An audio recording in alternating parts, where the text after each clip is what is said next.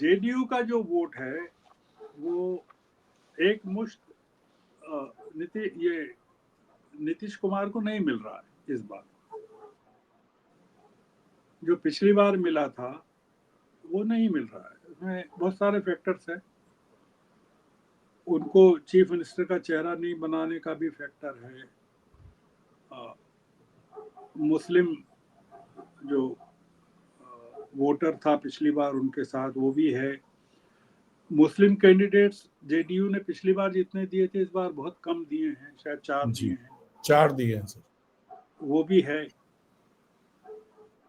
और एक जो एंटी इनकम्बेंसी 20 साल के बाद आ जाती है, मोदी जी को के संदर्भ में अगर 11 साल के बाद ही आ गई, 10 साल के बाद केंद्र में,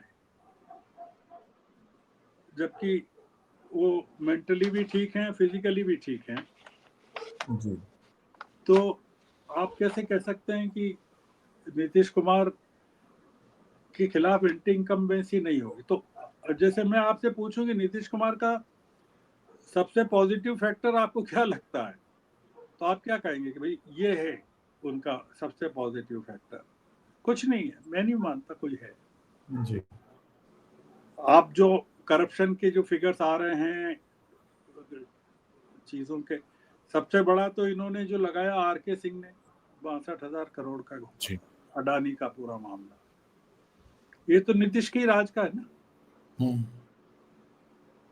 पुलों का टूटना ये उन्हीं के राज का है। जिन लोगों को उन्होंने टिकट दिए, जैसे ये जो मोकामा का जो कांड हुआ, अनंत सिंह जी।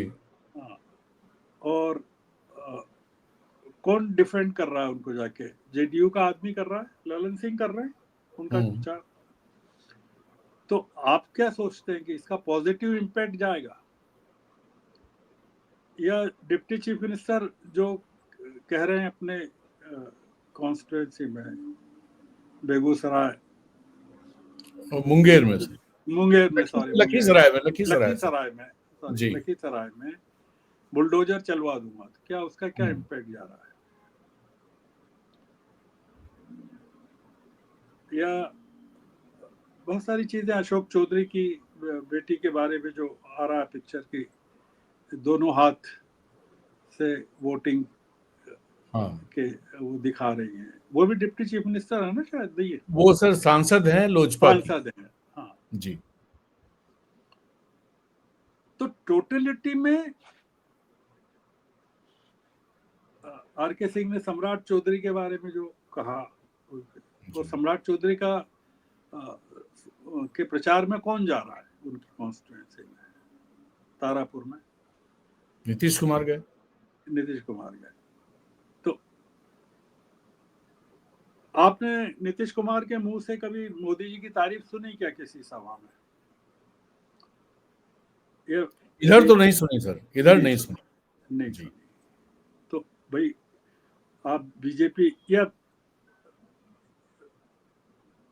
जेडीयू के, बीजेपी के लोगों ने नीतीश कुमार की तारीफ की क्या कोई, कि बहुत महान नेता है, सिवाय इसके कि सम्राट चौधरी ने कहा कि नहीं वो मुख्यमंत्री पद के तो वही उम्मीदवार होंगे, या चिराग ने कहा? जी।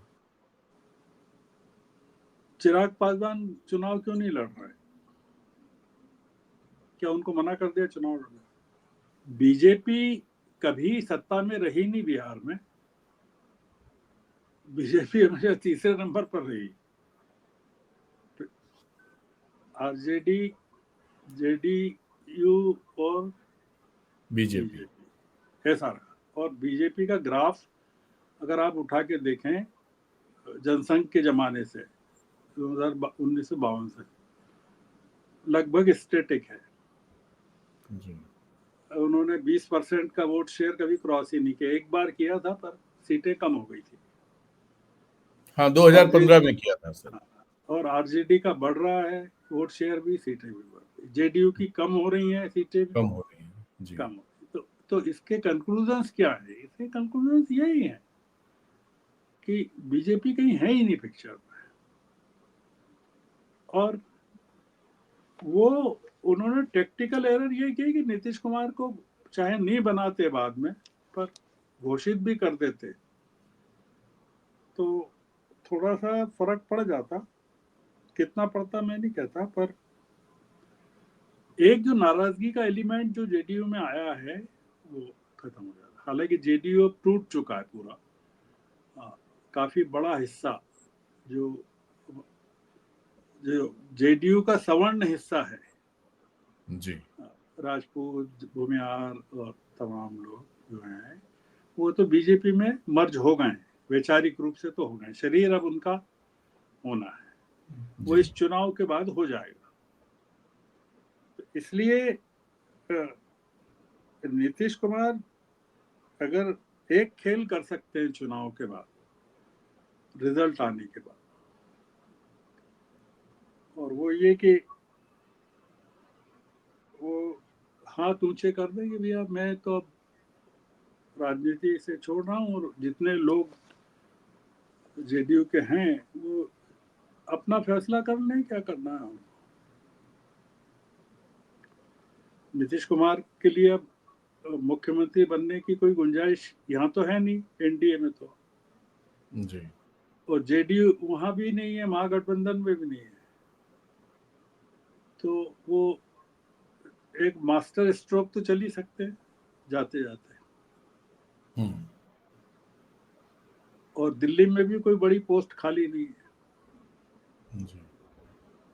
और खाली भी हो तो भारतीय जनता पार्टी क्यों देगी सर उनको? तो इसलिए मेरे को जो भविष्य लगता है वो महागठबंधन का लगता है, जी, महाठगबंधन का नहीं लगता।